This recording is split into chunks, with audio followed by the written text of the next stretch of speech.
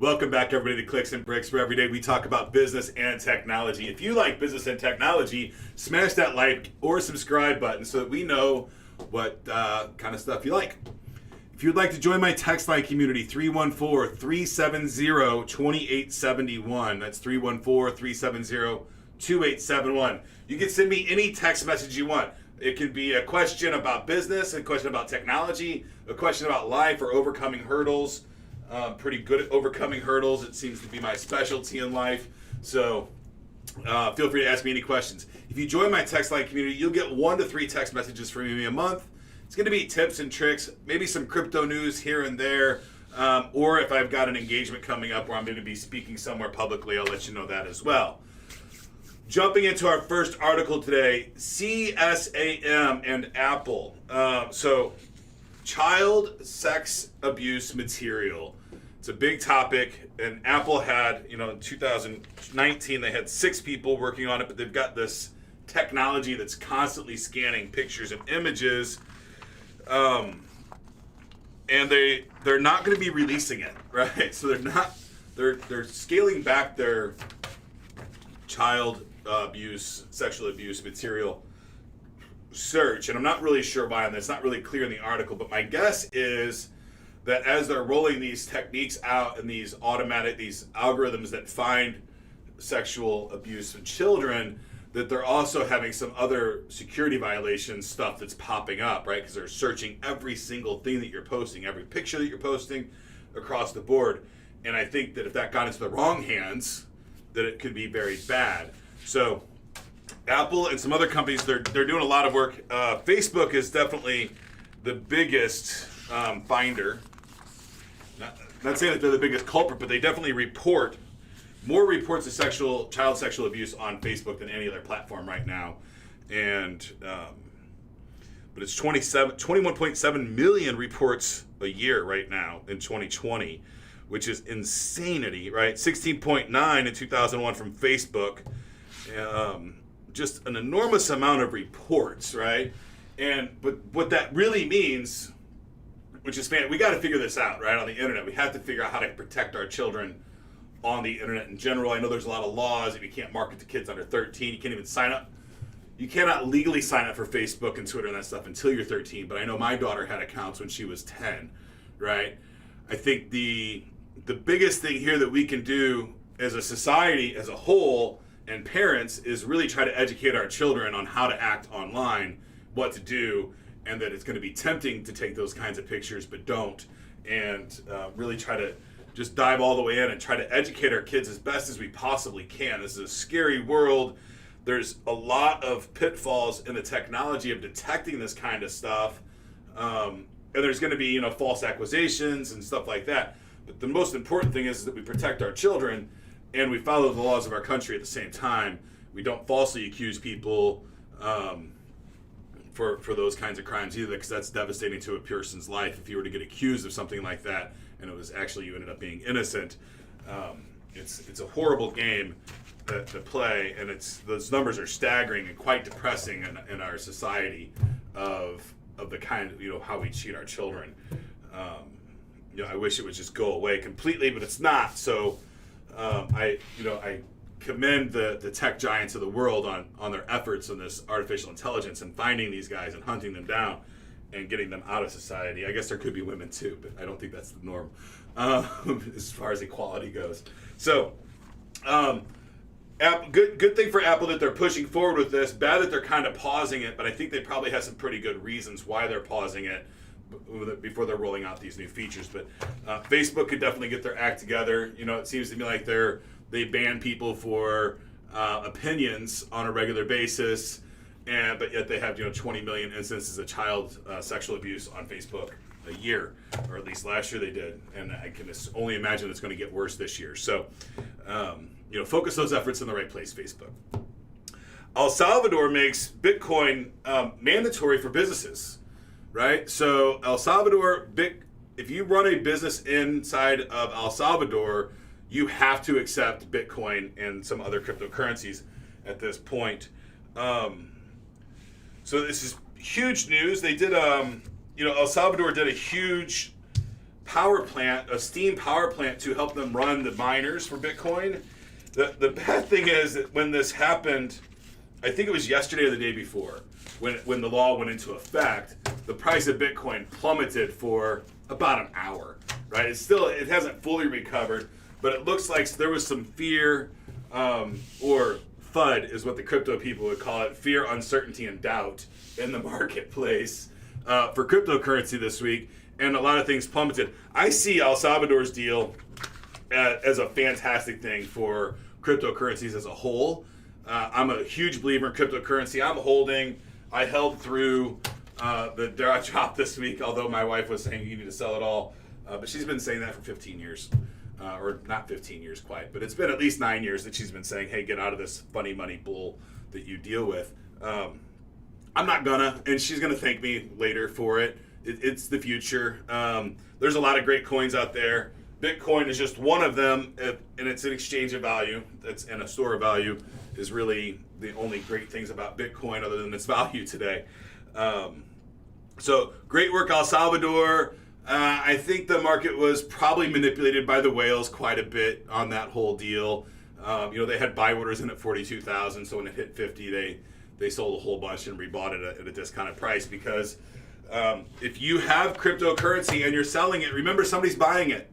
And the people that are buying right now in those big downturns are the big guys, the whales, the institutions and stuff like that. It's not the little guys. So little guys are selling, the big guys are buying.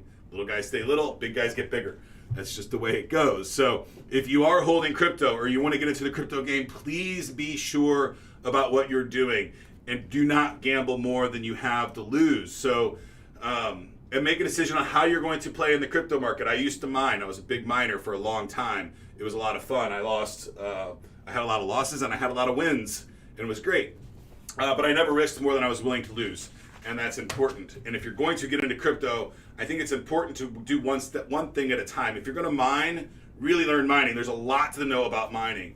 If you're going to be a trader, be a trader. If you're going to buy and hold, buy and hold. I now am just buy and hold. I'm researching mining again, as I've got a couple partners that want to get back into it. So, and I'm a hardware guy at heart, hardware software guy at heart. So I do enjoy it. I don't know if I'm gonna have the time to really research and get all the way back into the crypto mining world, but we're gonna give it a shot. So we'll see what happens over the next couple of months. We've got some purchase orders in for some miners, but they're all on back order. So moving on to our next topic. I got it mixed up. So we're gonna do another privacy. ProtonMail Privacy policy. They did an amendment to their privacy policy. So it used to say, it's a Swiss email company that values privacy over anything else, but they got into a little bit of trouble this week. So their policy is no logging by default, but they were under court order to log for a specific user.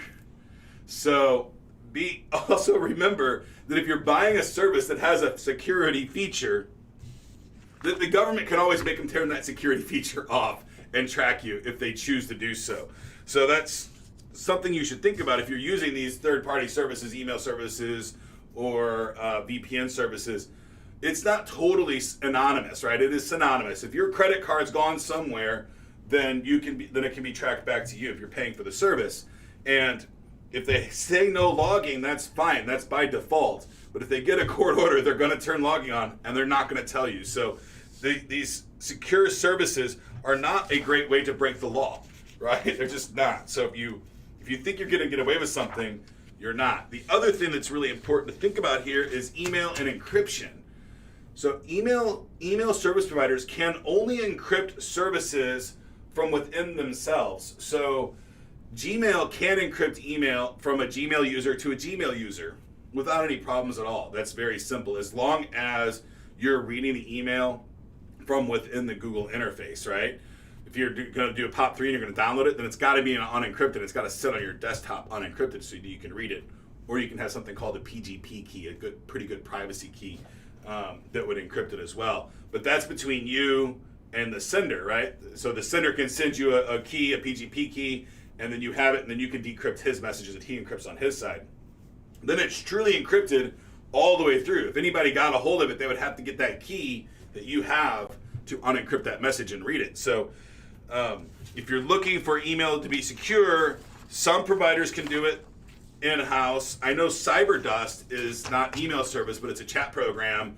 And I don't know if Kuban is still backing it or not. I know he was backing it for a long time.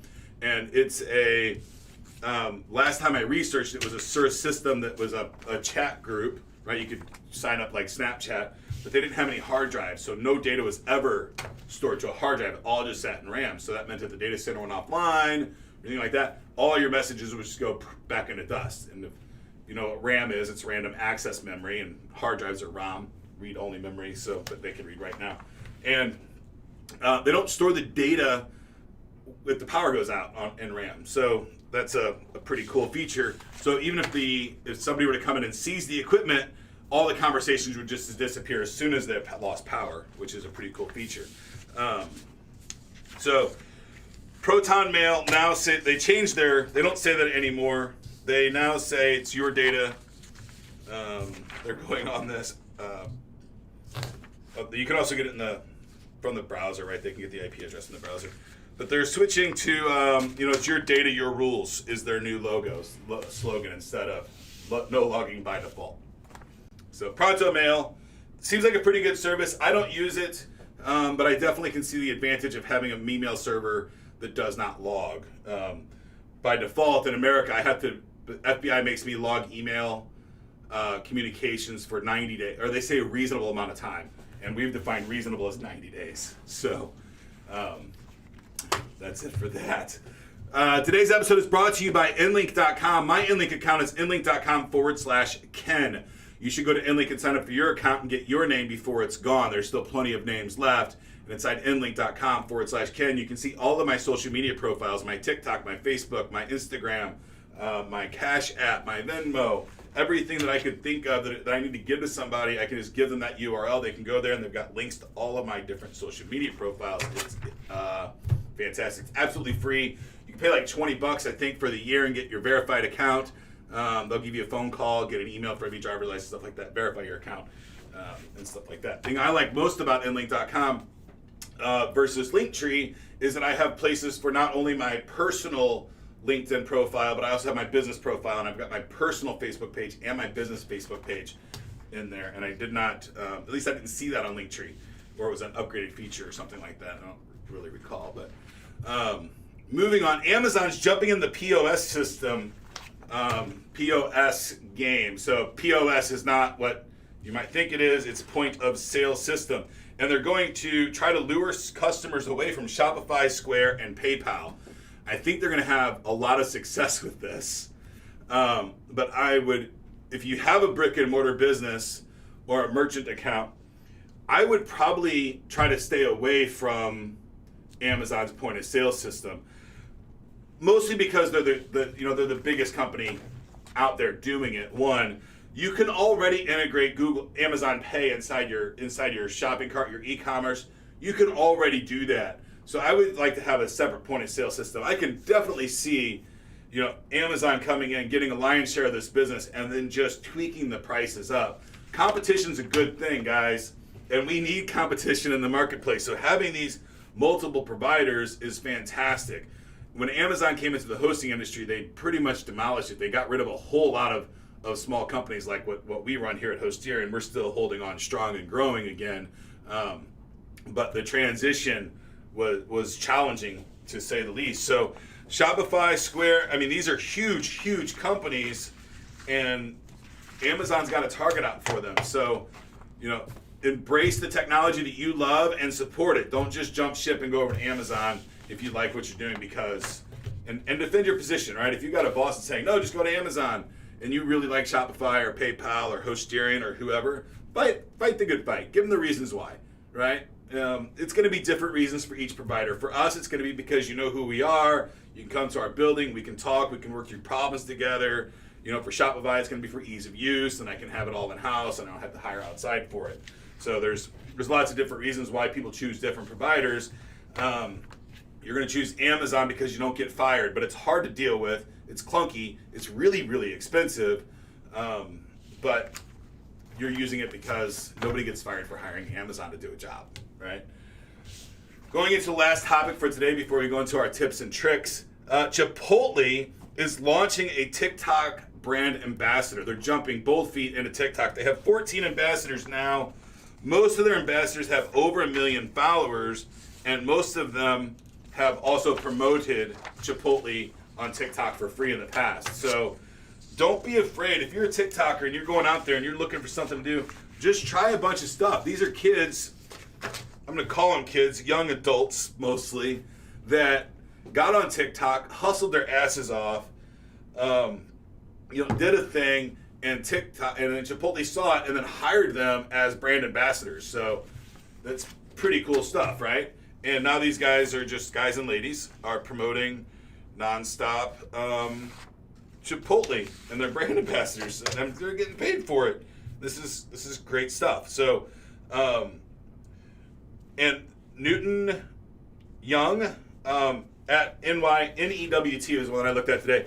Pretty fun stuff. Nothing groundbreaking or anything like that, but there are revenue opportunities out there all over the place just waiting to be captured, and all this new technology is bringing that to the forefront. You have a chance, right? There's no longer the mindset, or shouldn't be the mindset of, I don't have a degree and so I can't do my own business, or I don't understand the financing yet so I can't do my own business. You can get there, or I don't have the relationships with the bank to get the money. What you have to do, if you don't have anything else but a phone, just start create at massive scale as much as you possibly can. Be you, be legitimate, be genuine at all times, right? And just hustle and be you and have fun with it. And if somebody picks you up, fantastic. If not, you had a good time. So, that's pretty hard to beat. We're going to go into our final segment of the day, and this is our tips and tricks. And this is one that I thought I would never be the person talking about this in my entire life, and it's faith or fail. And when I talk about faith, I am not a religious man by the farthest stretch of the imagination. I went to Catholic, not school, but I went to Catholic church when I was a kid for a couple of years. Never really stuck. I'm not a biblical kind of guy, and I didn't have faith in anything for the vast majority of my life. But as I became, even as I was like working my way up and through my 30s and my early 40s, where I was doing a job, right? I came in, I did a job. I didn't have any faith in really anything. I was just going through the motions every single day. And then in 2017, when I got promoted to president, is when I really started dealing with faith a whole lot. And in business and in technology, sometimes you're going to have faith, right? Oh, let's try that file system check one more time if it's going to work this time. Or I don't know how we're going to come up with the money to do it, but we have to move forward. We have to market. We have to put money into our marketing budget so that we can grow our company. And you just have to have faith that the actions that you're doing are going to work or going to produce something. And if they don't produce the result that you wanted, at least you learned something. Don't get stuck in this whole deal where you're sitting there doing nothing. You're not moving forward because you don't know what won't work. Try something. Move forward. Have some faith that it's going to work. The phrase that I've been using this week, and I absolutely love it. I never heard it until I heard it on a TV show this week, and it's jump and the net will appear. And in business, I cannot tell you how many times that has been true for me. That I've gone to bed at night not knowing how I was going to get the money to make payroll the next day, and I had to just have faith that, hey, I have to sleep or I won't get there, and get to sleep and then wake up the next morning and bust my ass and figure it out. And I've never not figured it out after, now I've been in charge of the financial part of the business now for 6 years almost, and those problems that I used to have aren't here anymore on a daily basis, but I keep coming up with new ones. Like, how am I going to get this next loan to grow the business? Or what product can I sell? Or, I just spent $5,000 on a new marketing campaign. Is it going to work? And I think you'll find out a lot of times it doesn't, but the time that it does, it's going to pay dividends, potentially for the rest of your life. So you have to have faith. I know a lot of fighters, boxers, and MMA people, they put their faith in the Lord. A lot of them do, and I love them for that. That's not my jam. If it's yours and that works for you, fantastic. I put faith in me and my work, and really my work ethic more than myself, even though they're probably both the same. I know that I have a great work ethic. I know that I can go and chug. I know that I can get through the daily grind. So I put the faith in the fact that I know that I can do the daily grind, not really myself or my strengths or anything, but that one particular strength, and that everything will be okay. We will figure out how to feed everybody. We'll figure out how to make sure that everybody gets paid. We'll figure out how to do all of that and make our customers happy all at the same time. And sometimes you're going to wake up in the morning, you're not going to know how you're going to accomplish that. But you have to get up, you have to get dressed, you have to do your routine, you have to go into the office, and you have to do the best you possibly can. At the end of the day, if you put in your best every single day and it fails, I think you can sleep happy. I think you can go home that night and say, you know what, I gave it my all, I did everything that I could, and it didn't work the way I wanted it to. But tomorrow I'm going to wake up and I'm going to do it again. I know what I did wrong today, or I know what didn't work today. I'm going to change that tomorrow and keep moving forward. So that's it for today's show, folks. I hope you enjoyed it. I hope you got something out of it. If you did get anything out of it, make sure you hit that like and subscribe. Share it with a friend if you think it can help them at all. That is all for today, everybody. Get to work.